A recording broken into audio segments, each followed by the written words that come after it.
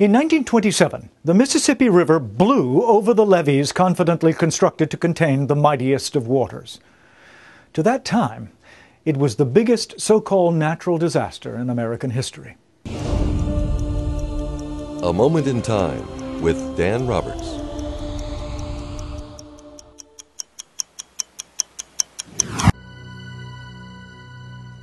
On Good Friday, April 15, 1927, all up and down the Mississippi Valley it was raining. It had been an unusual year. Spring had brought tornadoes, earthquakes, and almost constant rain.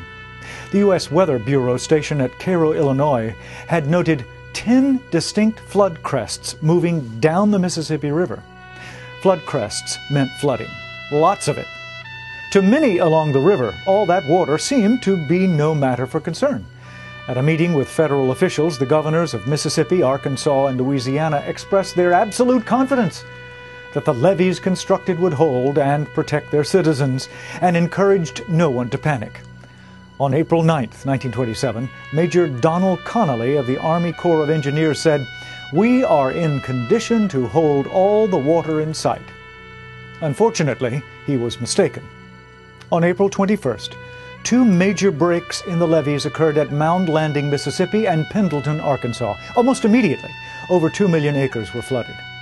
Before the waters receded that spring, the giant river had inundated more than 16 million acres in 7 states, and at times the flooded region stretched over 100 miles in width.